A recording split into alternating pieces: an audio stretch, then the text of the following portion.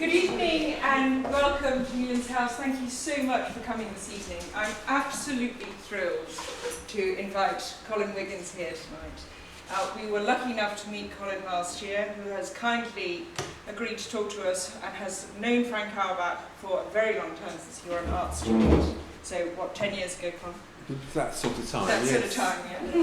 And an incredible relationship with the artist, a very long-standing understanding and working with him at the National Gallery, and I'd like you all to show your appreciation for Colin's.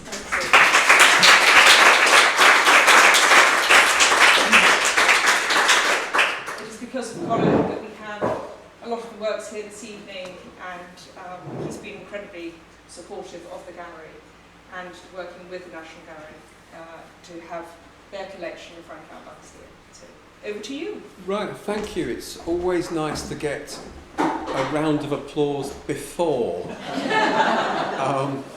Right, first of all, let's just make sure that everyone can hear me okay, if I keep at this volume. Yeah, good.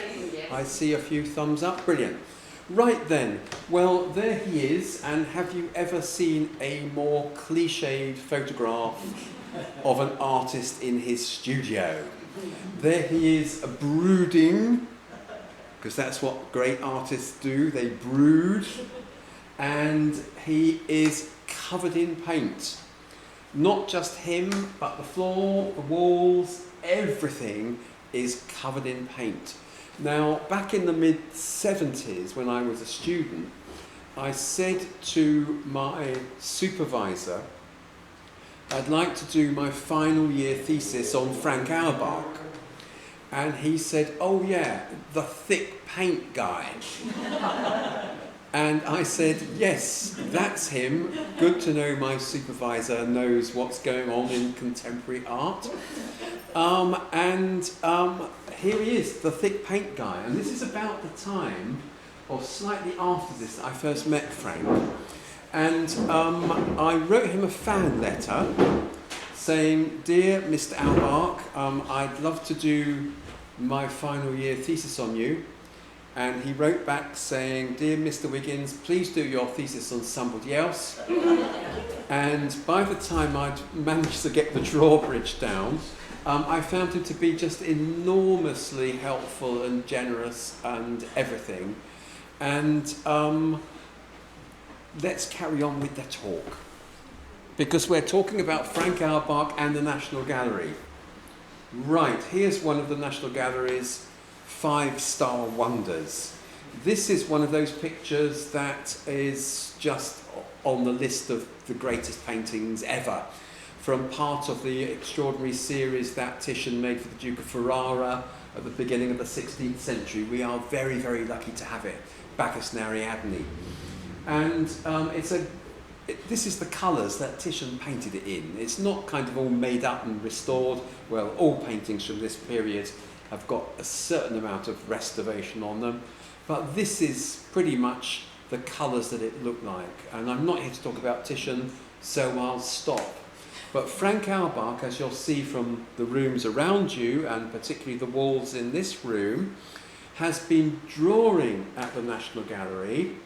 He started when his tutor at St. Martin's School of Art, back in the 50s, the early 50s, said to him, go to the National Gallery and draw every day. And he did. And he really stopped this practice in the late part of the 1990s for two perfectly good reasons. One, he was getting older, and secondly, the buses from his studio in Camden Town to Trafalgar Square were getting ever more unreliable. And so that really limited his time drawing at the National Gallery. But during those years, he made 4 what he likes to call portraits of National Gallery paintings. And this is one of the pictures that he made a portrait of. You'll see it on display here. And to do his portrait, what he would do would go every morning for 10 o'clock for when the gallery opened. He would be there for when the doors opened. he would go in, spend maybe 20 minutes in front of Titian's Bacchus and Ariadne, doing these scribble drawings, the kinds that you see here. I call them scribble drawings. It sounds rather kind of disrespectful, but that's what they are. And he would do maybe 4, 5, 6 of these scribble drawings in 20 minutes, take them back to his studio, pin them up on the wall, and work from them. There's a few of them. And you can see what I mean about them being scribble drawings. And what he's doing when he's looking at Titian's painting is trying to understand how the thing works. Now, Constable used to refer to his big 6-foot paintings like the Hay Wain as his grand machines. And I think Frank has that same idea, that these paintings are like great machines. How do they work? How are they structured? How do they lock together? And when I used to teach drawing to fine arts students, I would bring groups of students from places like Wimbledon School of Art, Camberwell, and get them to look at Frank's drawings that then were on display in the National Gallery's cafe, and to try and work in that way, to look at a painting and draw it in 30 seconds, capture the essentials. And the analogy I used to use with the students was, when you're in the life room, try and draw not the model that you're seeing as you're seeing him or her, but try and draw the model's skeleton. What is it that keeps that person standing up there and balanced and not falling over, and do it in 30 seconds? Now, let's just have a look at Frank's painting, because it's a structural exercise, isn't it? He's quite dismissive, or at least he was quite dismissive of this when I recorded him talking about it in 1995, which is shown on the film that is on display here, being shown here. But you can see he wants these great slabs, these beams to hold the thing together. And the thing about Frank's portrait of Bacchus and Ariadne is that everything is there. This great wheel at the top here is the crown of stars. Let's just put them together, shall we?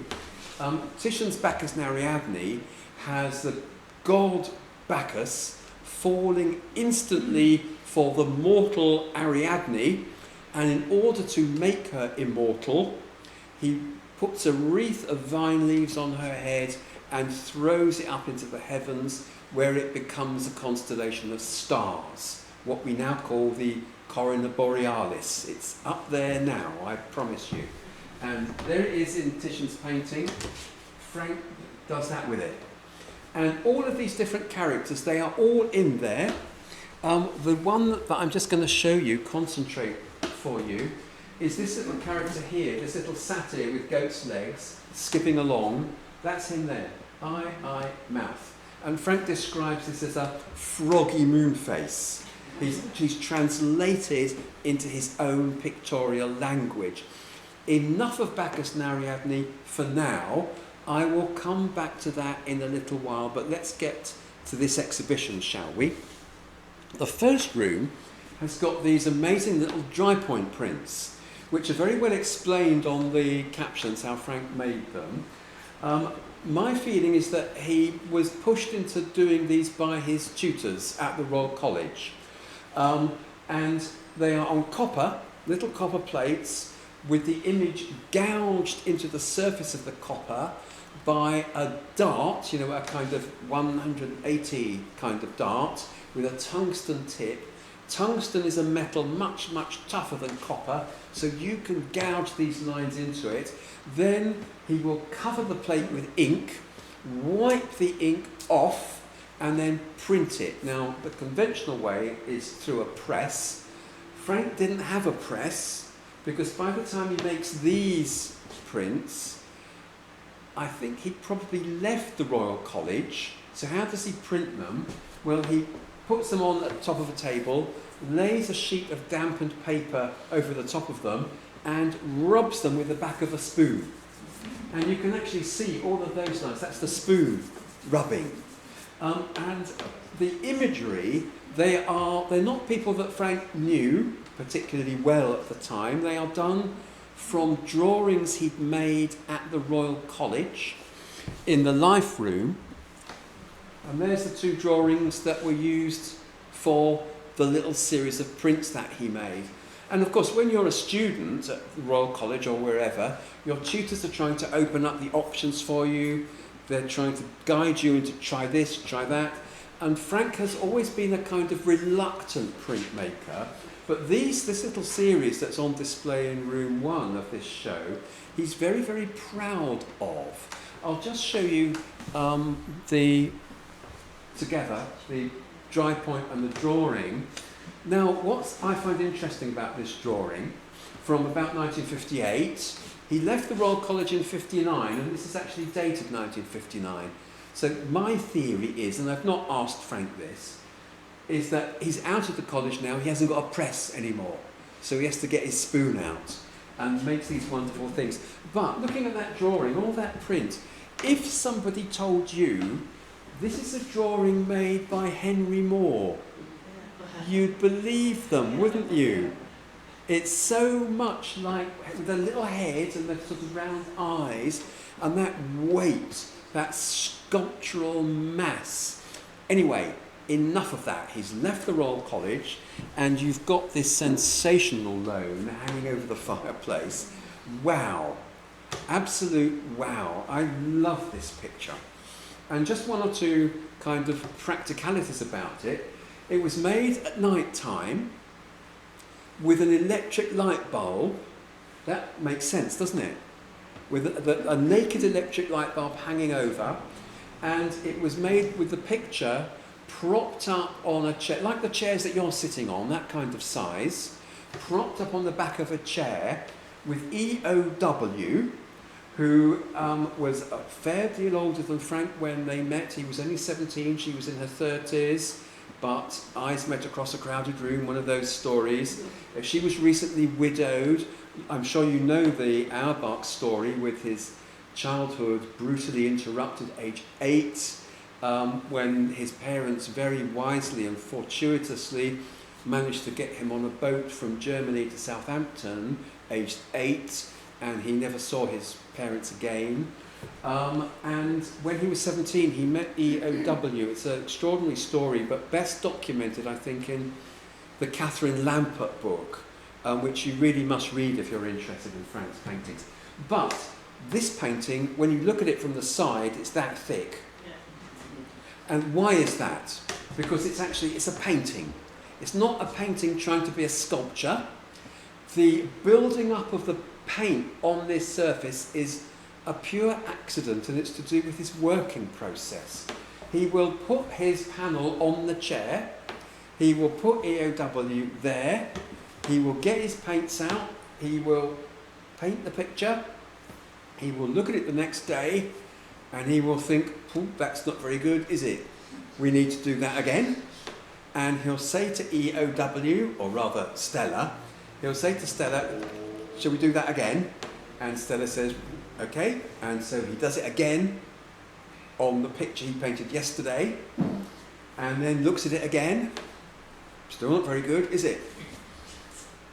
18 months later, it's that thick, because he's building up, maybe not 18 months in this case, but some of them have lasted that long.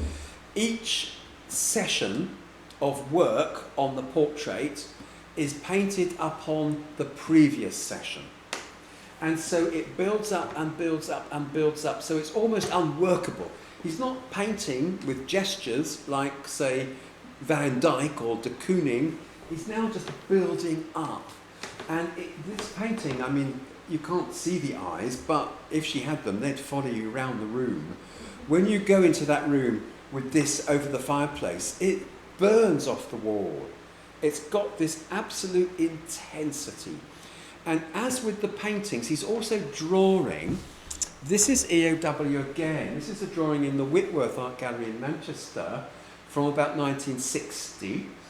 And what he would do is draw it and then look at it the next day, draw it again, rub it out like with that part of his hands because it's charcoal. And then again, he's wearing through the paper over the weeks and months it takes to do the portrait. And in fact, I've got a detail of this one. And you can see he used to laminate together 4 or 5 sheets of really thick, heavy-duty drawing paper, knowing that he would wear through the top one. And once he's worn through the top one, there's another layer there, so it doesn't matter. Then he wears through that one as well, and then he wears through that one. And you can see it. It's like a sort of Ordnance Survey map of contours, as you can see how many layers of paper there are. The one they have in the Tate collection, from done at the same time, he's actually worn through the whole lot and had to repair it, stick another bit over the top. So this is the way that Frank devised to work for himself. He never gets it right first time. He keeps trying and keeps trying and keeps trying. It's like each session of work is a rehearsal until the final performance. He might do it 50, 60, 70, 80 times, 100 times before the final performance. But the thing is, he never knows when the final performance is going to be until he looks at it the next day and it's done. Even then, sometimes he'd have the pictures taken off to the Marlborough Gallery or whoever was representing him at the time, and then want it back again, or a picture would be sold. And he'd look at it in a reproduction and think, oh no, I need it back again. So that when the picture's finished, there's always been a bit of a conundrum for him. But then something else happens. He's got an idea in the mid-1960s. Hey Frank, he thinks to himself, these pictures are getting quite heavy and they take 6 men to move. I'm exaggerating, because of the accumulated pigment I've put on them over like a year or so, 6 months, 9 months, a year, even longer. He then thinks, I'm going to scrape off yesterday's, because I've still got the experience of having done that within me. If I get rid of the failed attempt, it doesn't matter, and then I can start again. And of course this allows him to become much freer, much looser, much more gestural. And when I was doing my thesis and my postgrad work, I tried to pin down Frank on, why is that happening? What's causing you to do that? Which really there's no point in asking questions like that, because I was kind of researching what exhibitions he'd seen, and oh yeah, the American abstract expressionists have now arrived in London, and Jackson Pollock has had a big show at the Whitechapel, and this idea of the gesture is and Frank would kind of go, yeah, of course there's something else going on that you can't actually define.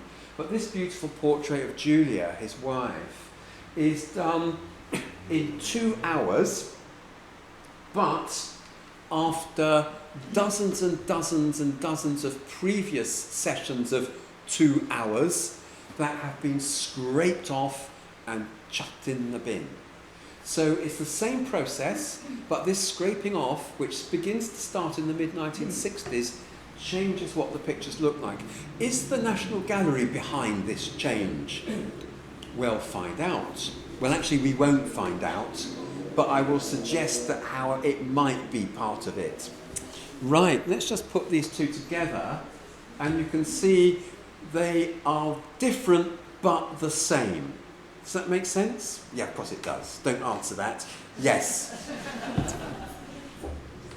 Right, look at these drawings.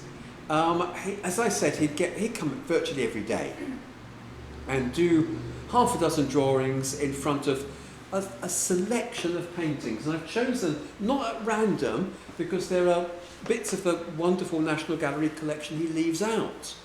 Like, he's never drawn Giovanni Bellini. He's never drawn Jan van Eyck.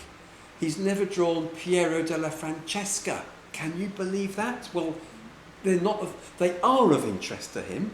He recognises their brilliance, but there's nothing in there that he can find that helps him. These are drawings to help him, and I think the best thing he's ever said about these drawings, why he does them, why he would go to the National Gallery first thing in the morning before getting on with his own work, his landscapes of Primrose Hill and Camden Town, his portraits of a few select sitters. Why he would do it is that he would need, first thing in the morning, to get this sort of charge and to remind myself of what quality is in a painting. And he would pin these up on his studio wall and not necessarily refer to them. Like with the Titian, he would do that every day. He'd take down yesterday's drawings and stick them away somewhere and do a fresh lot every morning. Now, let's, through the wonders of PowerPoint, I like this little sequence here. Ready? Seurat, Rembrandt, Titian, Mr. Gainsborough. I always call him Mr. Gainsborough. I never met him, but I always think of him as Mr. Gainsborough. And then the fabulous Veronese, one left down there. I should be a saint. Go on, tell me who it is. I won't do that. It's Canaletto. Yeah, Canaletto's beautiful stonemason's yard. A picture that Constable knew well, incidentally. Now then, I showed you a photograph of Frank in his studio. There's quite a lot of them, and often they are quite, the photographer has got this idea of how he wants to present this artist who lives in the studio and flings paint everywhere and looks mean and broody. I'm going to show you one here. There he is. Lit. I mean, it's been lit in a particular way, hasn't it? To make him look mean and broody. Paint everywhere, mess everywhere. There's his drawings. But if you look down here, it's the Canaletto. Got it? There it is. And there it is. That's very interesting too for an artist who has made so many paintings of the London cityscape around Camden and Mornington Crescent. But, there's something else going on just behind him over there. Can you see? Now, being a highly trained art historian and having worked at the National Gallery for 30-something years, I know what that is. It's the beautiful Rembrandt of Hendrika. Fabulous picture, a picture that you can shut your eyes in front of it, put your hand near to it, and you feel the warmth coming off of her body. It's one of those amazing achievements of Rembrandt, and Frank talks so eloquently about Rembrandt in the film that's on show here, on this being shown here, and he loves this picture. We'll come back to Hendrika later.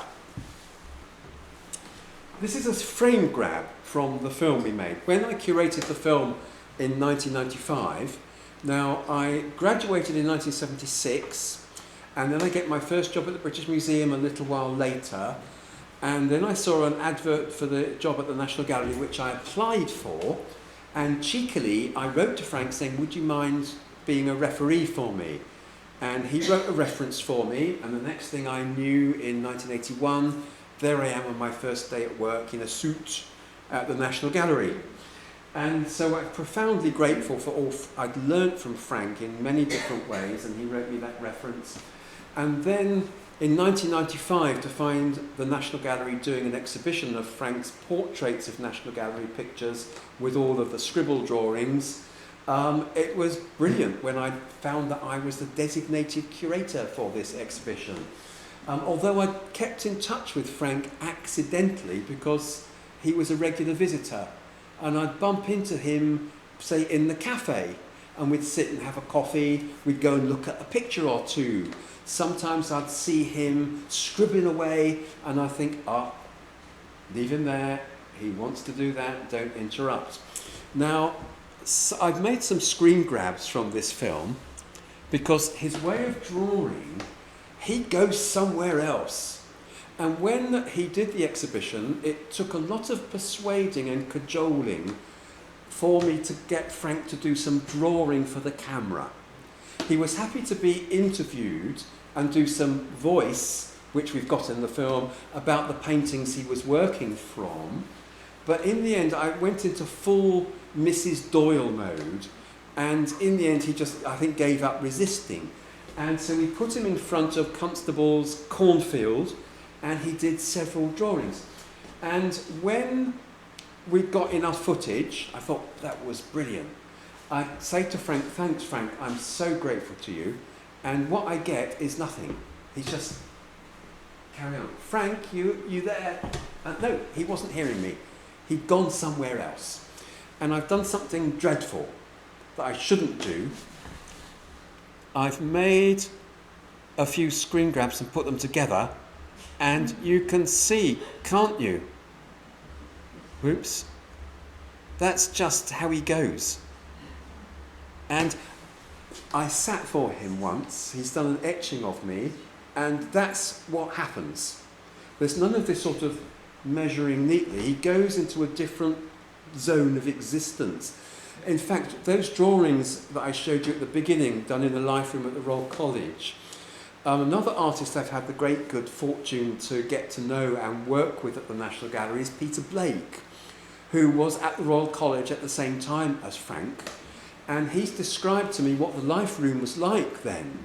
There was Peter and David Hockney and Bridget Riley all sitting around the model, all kind of measuring, and Peter getting plumb lines out and everything. And he said that in the corner there was Frank Auerbach and Leon Kossoff in clouds of black charcoal, scowling at everybody else and not communicating with anybody else. But there's the Rubens, Samson and Delilah, that Frank talks about so eloquently and beautifully in the film. There's some of the drawings he's made from it. And I found another photograph of Frank's studio where you can find these drawings pinned up. Here they are here. I'll do some blow-ups in a moment.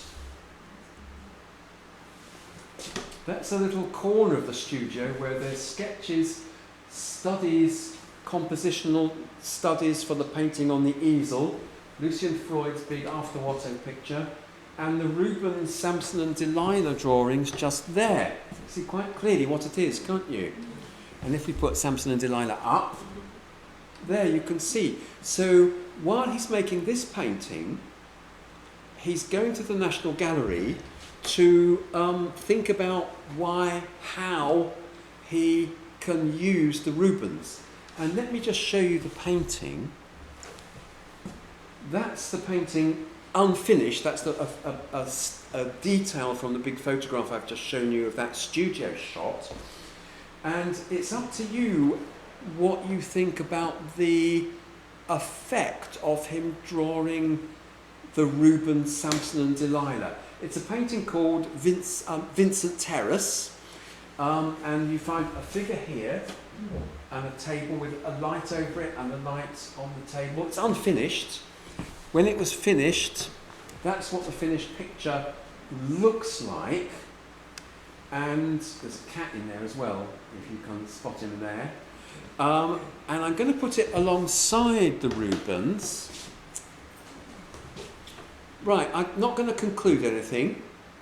It's there just for you to look at and think, right, okay. We've got here some drawings from Constable's Haywain. And that's very interesting too. I'm going to talk about that with an image of the Haywain in a moment or two.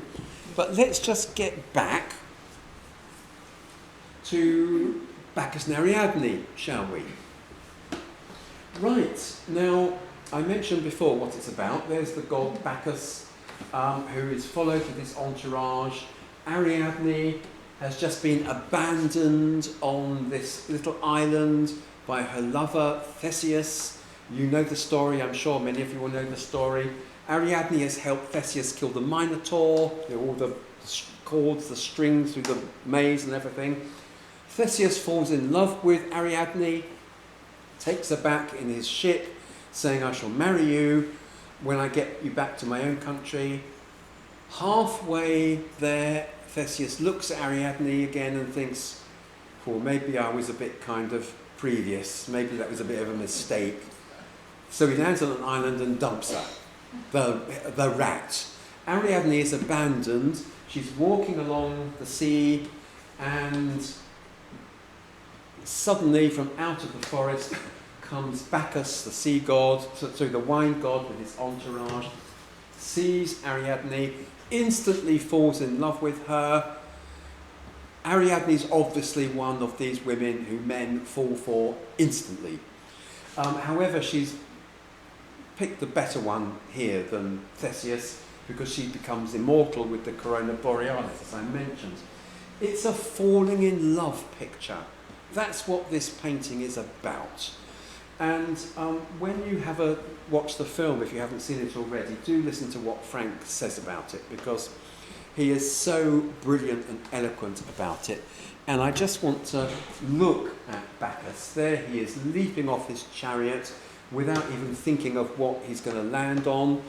And I want to put this image of Bacchus up with that. It's the same thing, isn't it? It's somebody, even that little gesture there is like the cloak of Bacchus. Now the thing is, that isn't Bacchus. I'll show you what it comes from. It's a painting by Frank of Primrose Hill from the 1980s, and what Frank does for his drawings of his paintings of Primrose Hill and Mornington Crescent, etc., is he's up at first light and he goes out with a sketchbook to make drawings on site. And he takes those drawings back to his studio. They are like the drawings we've got on display here. They are scribble drawings. Pins them up, uses those to make the paintings from. He doesn't do things like take photographs. He doesn't do things like put postcards of Bacchus and Ariadne up in his studio. And of course, when you're up that early on Primrose Hill or Mornington Crescent, what do you get? Joggers. So Frank is drawing Primrose Hill and he looks up for a moment, there's a jogger. So the jogger's made it into the painting. Now, when you look at that, I look at that and think, that's no ordinary jogger. It's Bacchus, isn't it? Because Frank has got Bacchus and Ariadne so much part of him. Now, I've had plenty of opportunities to ask Frank, is this Bacchus? But I know there's no point in doing that. I even wrote an article about Frank and the Old Masters in a publication called Modern Painters. When I put this up, I reproduced this with Bacchus and Ariadne. Sent it to Frank before it was published. He made no comment. I'm going to do this again with another great Titian, the amazing Death of Actaeon. Here's Diana, the goddess of the forest, the goddess of the hunt. There's unfortunate Actaeon, the hunter, who's accidentally spied on Diana naked in a stream. Mortals do not spy on immortal goddesses. They can only have one punishment, which is terrible. Diana turns him into a stag and his own dogs tear him to pieces. That's what's happening here. Frank has drawn this amazing painting dozens and dozens of times, if not hundreds of times. And some of those drawings are here. There they are. I'm going to show you a painting now of Hampstead Road by Frank Auerbach. It's Diana, isn't it? No, you can see me thinking, of course it is. Now, the picture here, you've got the jogger, another jogger when he's out drawing, running across, is painted almost as if he's dissolving. And he's given us the stability with the lampposts, what we have to call the street furniture, and the buildings. They give the environment, the place. But the jogger, of course, flashes across his field of vision and is gone again. But he's put the jogger in, and there's a whole series of these pictures of this composition with that jogger in, and I can't not see Diana, the huntress, at 6 o'clock in the morning, running down Hampstead Road, looking for people to turn into stags. Let's put them together. It makes the point more when I put them together, doesn't it? Right, okay. Now, the hay wain, there it is. 6 feet of English genius. A magisterial painting, and I love it completely, totally, and utterly. Now, in the year 2000, the National Gallery invited 24 living artists that it described, or we described in our press release, as 24 internationally celebrated artists. With hindsight, I prefer to say 24 living artists. We asked them to make new work inspired by or derived from the National Gallery's collection. And Frank said, I can't do that. We hoped that he would do another, like the Rubens that he'd done, the Bacchus and Ariadne that he'd done, and the 2 Rembrandts that he'd done, that you'll see on the film that's shown here. But he said, no, I can't do that. But what I will do is I will let you show one of my paintings that when it was halfway through, I realised there was a connection with the hay wain. Now, there's some of Frank's drawings from the hay wain there. And the English room in the National Gallery is his absolute favourite room. Now, why that should be, why a little Jewish refugee boy who arrived here aged 8, lost his home, lost his family, should find himself, in his own words, I find myself at home here in a room showing great English landscapes by Turner and Constable and my favourite, Mr. Gainsborough. You think about that. There's no answers. But this is the painting which has got the same kind of structure, substance as the hay wain, with the big tree over here. Instead of a wagon in the water, it's got a taxi with its headlights on. One of the things with Frank's townscapes is that you can find figures and cars and occasionally dogs. He doesn't like dogs, but occasionally you will find dogs walking along. But you can see how this is a painting that bears a close compositional or structural reference or resemblance to Constable's hay wain. Now, Frank's response to the National Gallery's invitation was to say, it was only in the making of this I realised it had a connection to Constable. Again, what do you think? Had he been drawing that Constable right from the start? Who knows? But I'm going to look at a painting by Turner, one of the most glorious things we have in our collection. I keep saying our. I left the National Gallery 6 years ago. In their collection is Turner's Dido built in Carthage, the rise of the Carthaginian Empire.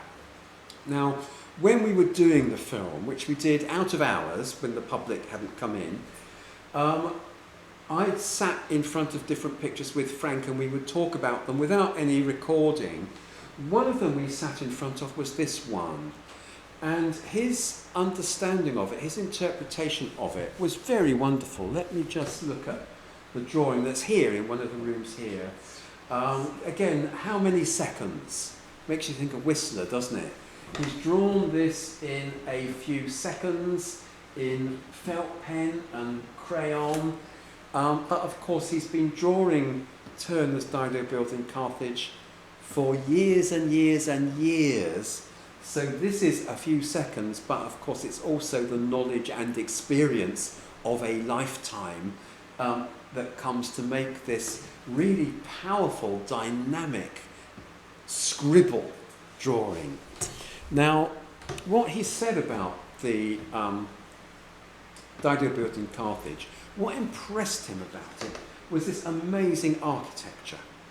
How Turner has devised this amazing construction that you find utterly believable with this little temple up on what I think we can describe literally as the dizzy heights. And all of these amazing buildings going down into the rising sun. Because this, of course, is a sunrise, the rise of the Carthaginian Empire. And Dido is down there somewhere, but actually she's kind of just in there because that's what the subject of the picture is. It's much more about this spectacular vortex of light and this amazing construction of architecture. And Frank said what impressed him most is that it's as if Turner has just conjured it up out of his sleeve, as if there's no actual planning there, when of course there is planning. But what he admires is as if Turner was in front of this painting, this canvas, when it was still white and empty, just did that and whoomph, there it is. It looks just so easy. And this idea, this reference to conjuring up out of his sleeve, he said, yeah, like a very practiced conjurer on a stage. Or, he said, like a great comedian who will stand on a stage in front of an audience and hit you with joke after joke after joke as if they're just coming out of his sleeve. And the thing is, Frank, in the immediate post-war years, used to go to the theatres and the music halls and would watch the variety shows. And one of his heroes at the time, now here's a funny thing, Max Miller. And he said, looking at Turner's sun rising, the Dido built in Carthage, it's like a Max Miller routine. And he can do them.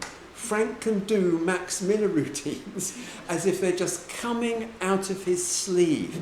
And his admiration for Max Miller as a great artist is matched only, I think, by his admiration of another great 20th century artist. Frank loves Ken Dodd. Now you can confirm this when Jake Auerbach comes here, because Jake has told me that he's been to see Ken Dodd with Frank and other friends, because Ken Dodd famously would just take over and be on the stage. I mean, the show was like billed for 2 hours, but 3 hours later he's still going. Joke after joke after joke. And Jake described Frank as sitting there with tears of laughter. And of course, for an artist like Max Miller or Ken Dodd, it's practiced. It's skilled and experienced, but it looks unforced. And personally, I always think that a talk on any aspect of contemporary art should always include in it a picture of Ken Dodd. So there you are. You didn't expect that, did you? But this is Frank's view of this painting. Conjured up out of his sleeve like a great comic, conjuring up gags out of his sleeve. And let me just have a look at some more images. Hey, look, Mornington Crescent. It's that, isn't it? Hey, look, another Mornington Crescent. It's that, isn't it? And in fact, I'm going to put this one up on its own. I love this one. This was in the big Tate show of a few years back. I just think this is a fabulous picture. And I always think if you were to take this and put it in an exhibition of Turner and say it was by Turner, you go, oh, yeah, Turner. It's got that same swirling vortex, hasn't it? And the architecture conjured up out of his sleeve. What I've never talked to Frank about is Elvis Presley. Because I said you can find figures. Can you see there's a figure there? And look there. H-O-T-E-L. It's a hotel. It's on the corner of Lonely Street, isn't it? And I just look at it. When I stood in front of this in the Tate Gallery, I could hear Elvis going, it's on the corner of Lonely Street. I bet Frank is an Elvis fan as well. How can he not be? Sticking with Turner, how are we for time? This glorious thing is called Calais Pier. Very early painting by Turner. And Turner made it under very specific circumstances. We had been at war with the French for a very, very long time. There is no National Gallery. Turner cannot go to the National Gallery and see great old master paintings. He has to rely on people like old Egremont at Petworth, although he hadn't actually done that by the time he made this. He had to rely on private collections and an organisation called the British Institution that would occasionally put on exhibitions of old masters that Turner would go and see. As soon as the war had finished and the Peace of Amiens was signed, Turner was first down to the coast to get on a packet to go over to France so he could go to the Louvre. And this was part of the journey, Calais Pier, with the perspective of the pier and this amazing structure of the clouds. The clouds are really powerful and very convincing. Even though he actually made up his clouds, they're not real clouds. If you want real clouds, Constable was your man. Constable is the one who observes clouds and understands them and gets them right. Turner uses the clouds as a kind of abstract scaffolding of structure. You can see like that there and there and that there that locks the whole thing together with that big triangle, that's kind of parallelogram that goes completely haywire with the storm and the sea and the waves, but the masts of the ship help ships helping you go back into the space. And they're just round there, these scribbles of Calais Pier. And one of my favourite of Frank's pictures, look at that one, Primrose Hill. That, the lampposts, he's even kind of drawn this line between the lampposts so it emphasises the perspective and these little figures here. Now, I first saw this picture, let's put the two of them together. I first saw this picture at a private view at an exhibition opening at the Marlborough Fine Art Gallery, not long after I'd started at the National Gallery. And at those days I was keen to go to private views. You know, when you're beginning of your career, you're desperate to get invited to these things in case you can meet someone who can help you and all of that nonsense. But that picture was there, and Frank was there, and maybe a few weeks before, I was already at the National Gallery, as I just said. I'd seen Frank in the National Gallery at 10 o'clock drawing Calais Pier. And I saw him sitting there scribbling away, and I thought, okay, leave him there, it'd be nice to have a coffee, but he wants to do that. And I left him there, and then it must have been a couple of years later, I saw that picture. Frank's there, standing in front of it, and Frank, lovely to see you. It's Calais Pier, isn't it? Turner's Calais Pier. Shall I tell you what he said? He said, well, that's an interesting thing to say. I've drawn many pictures by Turner in the National Gallery, but I've never actually drawn that one. And then I'm thinking, Frank, but I saw you. And of course, it comes out, Frank, I saw you drawing Calais Pier. And he kind of looked at me like Simon Templar used to be able to do, like one eyebrow. And the conversation ended there, or went on to something else.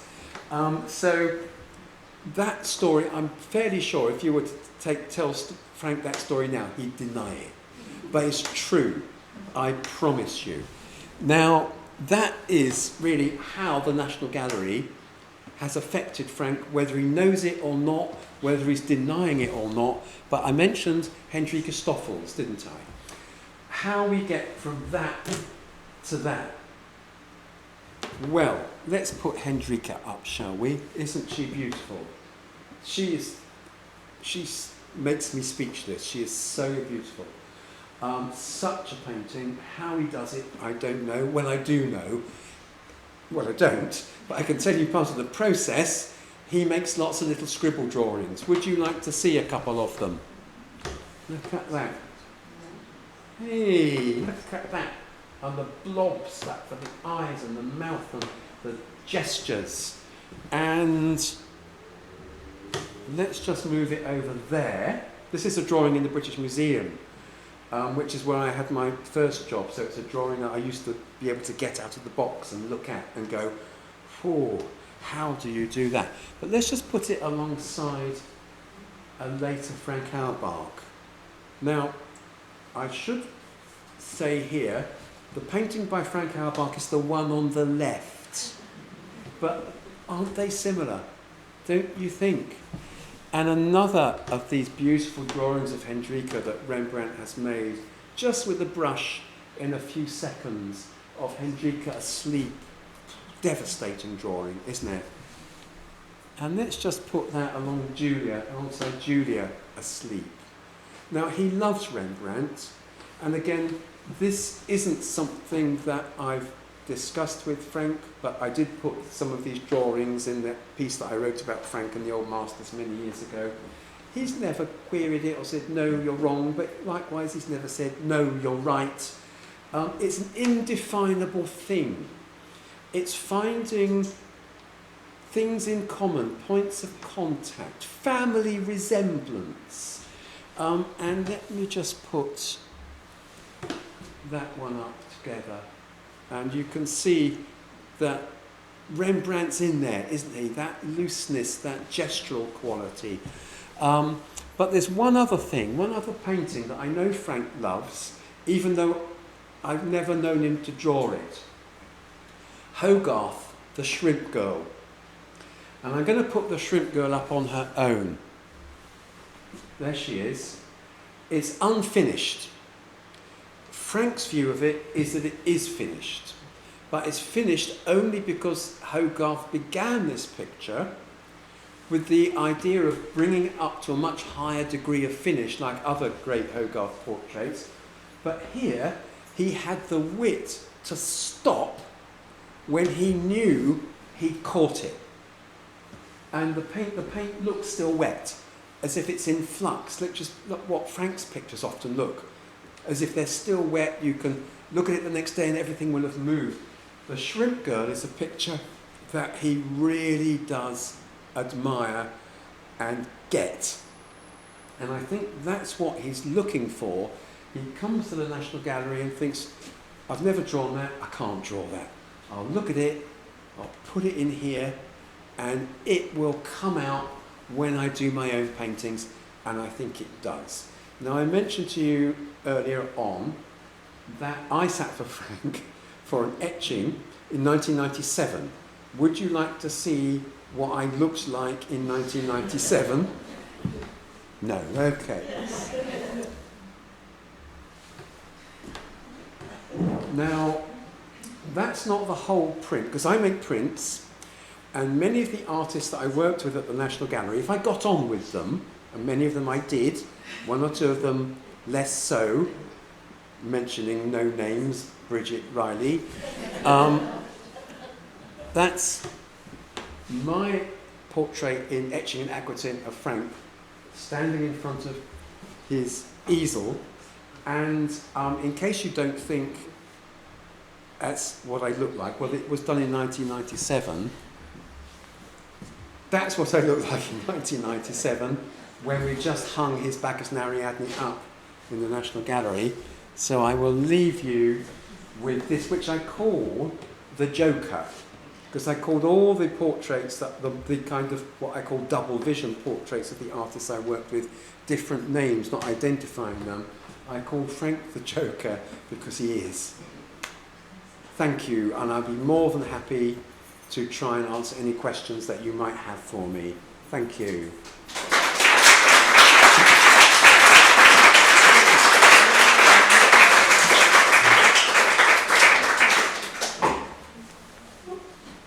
Okay, first question I can ask. You sat with your works. Was this an 18-month session, or was it This? 20-minute encounter? No, this was, it's on two plates, and before I would get the plate, how it worked, I got a plate that size, did Frank, left the space, put another ground on it, And I sat for Frank for quite a long time with him drawing in pencil. And he'd sit during, and then put the drawing down, another drawing, on sort of envelope size.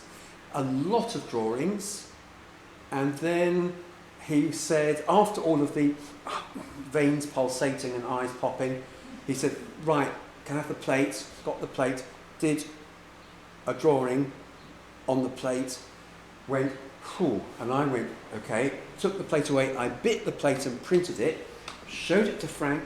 He said, you've bitten it too deeply, can you burnish it away please, and then give me another plate. So those are these lines. I'll get the head back up actually, the actual, there. You can see there's two strengths of line, yeah? These lines here, there. And so I burnished those ones away, got another plate and put another ground on it, and marked up on that ground where the easel was and where his first drawing would have been. And we went through that process again. Back of sort of envelope-sized drawings on a separate day, a lot of other drawings, which I'm getting stiffer and stiffer. And finally, he goes on to the second plate and draws on this next plate. I took it and bit it, printed the first plate with the burnished away drawing, but with the ghost lines still on it, and then over the top of it, printed the second plate, and that's what you're seeing there. And the drawings that he made, he tore them all up into tiny fragments and put them in a bin. So that is the two plates. And it was really interesting because I found it very difficult to print, and he put me in touch with Mark Balakian, who was the printmaker he was working with, who did the 6 etchings downstairs. Mark was fabulous and a lovely, sweet man. He helped me how to get the things printing because the lines weren't inking up properly or they weren't transferring when I was printing them. I'm not a master printer. Mark Balakian is. But yes, that's, I recognise it, and I remember very fondly the days that we did this print, and it's, he signed it down there, and I signed it over here, and I gave James Kirkman one, lovely James, who's I know has been a big supporter of this gallery. And James collected all of Frank's prints and he's given them all to the Fitzwilliam. So this is in the Fitzwilliam Museum, my first print in a public collection. So yeah, that's how that was made. Yeah. Do you still see Frank? I haven't seen Frank for 2 or 3 years. Well, we had COVID in the way and everything. But I have got other questions now that I want to ask him that are a result of making this, doing this talk, putting this talk together. I see Jake fairly frequently and send good wishes. And I sent Frank for his 90th birthday an obscure novel by Arnold Bennett, thinking, because Frank has read everything.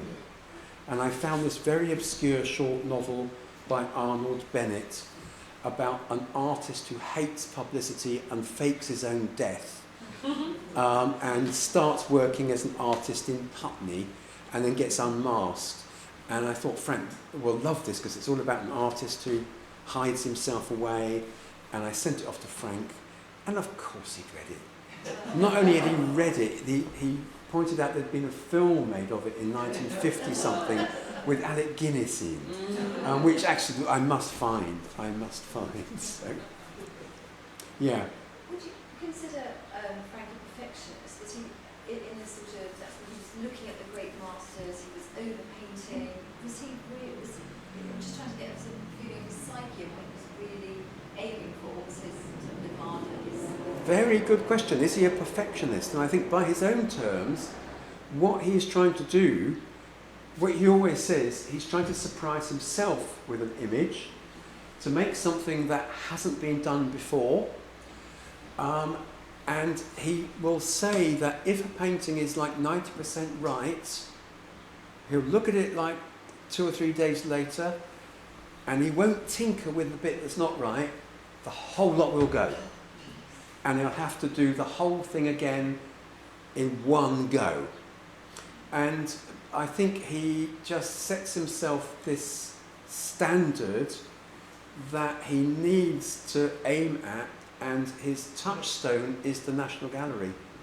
But not just the National Gallery. There are 20th century artists, Picasso, high up on his list, Matisse, high up on his list, and anything that's kind of radical he likes, loves, and is always referring to other things that give him that motivation, I think. Yeah. My question sort of follows on from that, which is obviously these scribbles, Yeah. feel very quick and frantic, and yet the process of getting the finished painting, the very thick one, Yeah. it seems so long. So would he be working on more than one, or what's his output? Was he prolific? Yeah, I can't tell. he has regular sitters, so he will be doing, say, a portrait of Catherine Lampert at the same time as he's doing a portrait of David Landau or William Fever, and they will come like on Thursday at 5 o'clock. They will have their regular sittings. They mustn't do things like go on holiday or get COVID. That would be just a demonstration of disloyalty if they did that. And at the same time, he will be getting up at 6 o'clock when it's light to go and draw the streets around him. And some of the most wonderful are just, he would just go out of the little path and draw his front door, which is called To the Studios, because on the brick wall where Frank's studio is, it's got in white emulsion paint, To the Studios, with an arrow. And so he would just go out 20 yards and draw outside. So he never goes more than 2 or 3 minutes from the studio.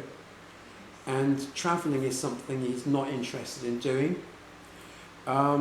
He has been to Paris, didn't like it. Germany for a show he had there, but came back as quickly as he could. And again, you can think about why that's given his background.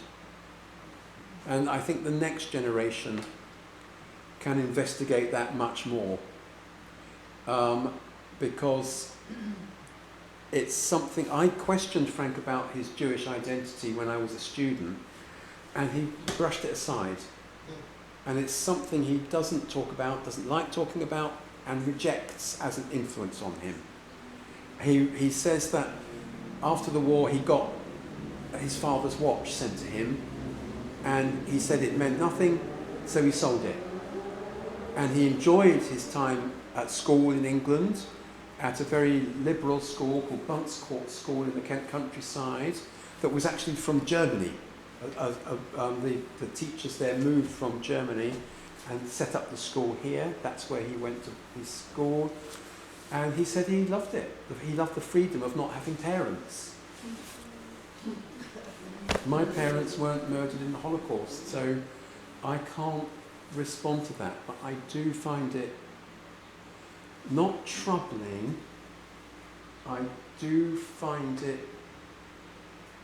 One of my favourite books is Daniel Deronda by George Eliot, which is about an aristocratic family.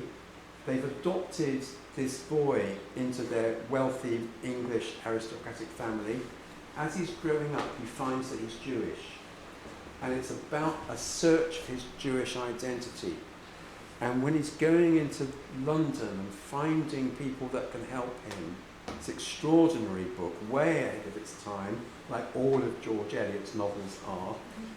There's this idea of the buriedness, hiding things, remaining private. And I'm not qualified to say if that's a Jewish thing or not. but I find it fascinating. Yeah. Can I just say, my mother was born in 1930 in Danzig, Right. and she wasn't a Kindertrasse, but she fed in the back of a coal truck. Right. As Hitler came one way, and Russians came the other way. Mm-hmm. And as a teenager, I once asked, my mother doesn't look like me, she's very dark with a shaved nose. And I asked her if she was Jewish, and she slapped me. I was 17. And Well, I do not know to this day whether she was and was hiding it, or whether she was told to deny everything, or whether she was told to hate them. I think the trauma of those days is something none of us in this room know. No, we can't, can we? And the damage it did to the people involved, my mother's a very damaged person, and the damage that hideous kind of history did to those people can never be understood by any of us. No, it can't. I completely agree with that. Two things. It's been my huge privilege to get to know, become friends with two Auschwitz survivors. They're both dead now, but they were just amazing, absolutely amazing. And last night on BBC Two, there was an extraordinary television programme of the sort that I usually avoid, because Davina McCall is usually on them, but she wasn't. It was called DNA Secrets or something, and it was Stacey Dooley, two stories going on, but one of them was a man who had been in Theresienstadt, and as a child somehow had survived, got to England as I think he was about 9, and was adopted and brought up, then wants to find out about himself, and it was about his journey to try to find out if he's got any relatives. And the big problem was that the Nazis wiped out not just the Jews, but records of Jews as well. But I found it a very moving and powerful programme. It's just on last night. I think it was called DNA Secrets? Something like that, yeah. And the Jewishness in Frank's work is something I feel I'm treading on his toes. And the same with Lucian Freud. Now, Lucian's safely dead. I've had this conversation with one of his daughters, Rose, because I look at some of Lucian Freud's paintings when you see bodies in very inelegant, ugly poses, lying on bare bedsteads with bare wooden floors, with arms and legs thrown out, and I can't not make equivalents with some of those awful photographs after the liberation. And I said this to Rose, and she said, is Lucian's work, could you see it in terms of being a Jewish, not Holocaust survivor, but someone who it passed him by because of his family were wealthy enough to get him out? And she just said, of course. And that, again, isn't something I've ever seen discussed in writings or criticism of Lucian Freud's work. It is, I think, for the next generation to do. It's too... We can't. We can't. But he loves that English room. He buries himself in his studio, and loves Max Miller and Ken Dodd. So, yeah. What actually captured your imagination about what made you? That's a good question. That's a good question. One of my best school friends, in my kind of early mid-teens, his father had been at Bunce Court School, another Jewish refugee, and he had bought a couple of Frank's paintings from the Beaux-Arts Gallery in the 1950s, the building site paintings that were that thick and brown and ugly. And Paul's parents, they had a flat in central London where they lived, and it was hanging on the wall, thick, ugly brown thing. And when I first started going round to Paul's flat, and he would come round to my house and everything, I didn't know it was a painting. I would look at it and think, what is that? And when Paul's parents were out, we used to play head tennis with a football and bouncing it off the walls, bouncing it off the paintings. And I didn't know it was a painting. And then, because Paul and his mum and dad knew I was very arty, they said, our friend Frank's got an exhibition. This would have been about 1970. And I said, okay, well, that's interesting. What sort of things does he do? And they pointed at this ugly thing called building site near St Paul's. When his parents died, they sold it. And I thought, that's not a painting. And sort of looked at it. Building site near St Paul's. Well, where's St Paul's then? And that is what impressed me. That anyone could make something so deliberately and awfully unappealing and call it a painting made me think, this is really interesting. I wish I could do things as horrible as that and have people be interested in them. And I told Frank that story later on, and Paul's dad came to Frank's opening at the National Gallery.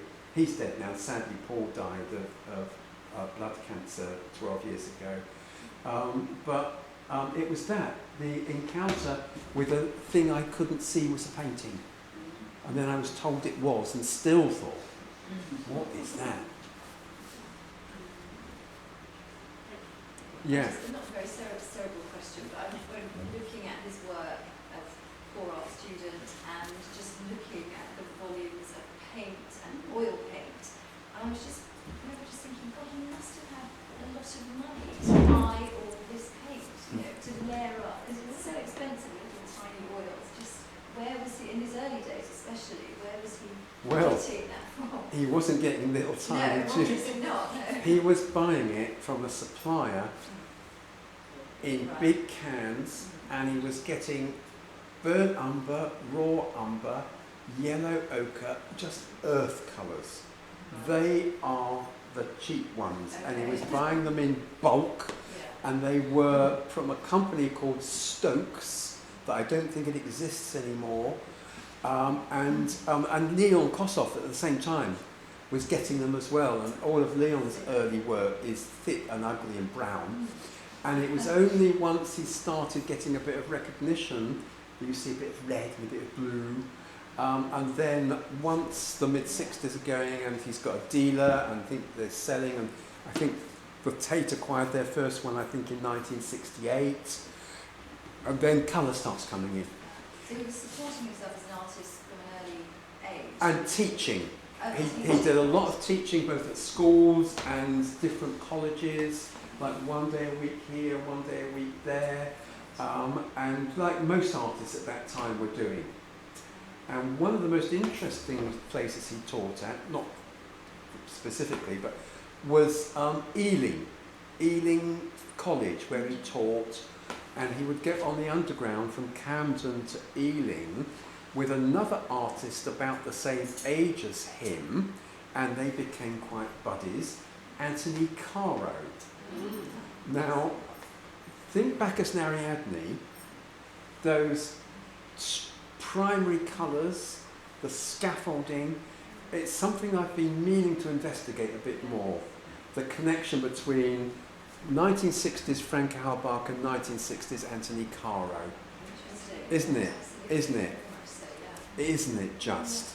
But I think probably Frank absorbed these things and loved Tony Caro's work too, because it has got that same radical quality to it. When you first see a Tony Caro sculpture in the 1960s, you would think, what is that? It's just scaffolding painted bright red. That's not a statue. And I think a lot of people still think that. It is, isn't it? Yeah. When he started doing his dry point after he Yeah.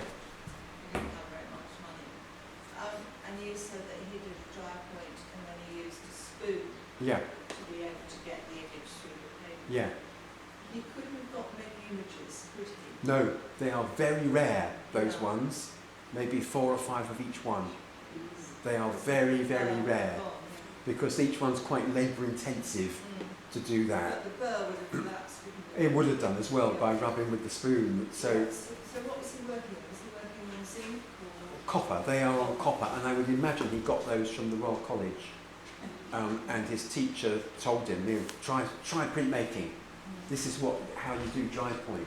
But then he leaves the college and he's got these things, he's got no means of printing them. I don't know if that's true, it's just what I conclude from the dates of them.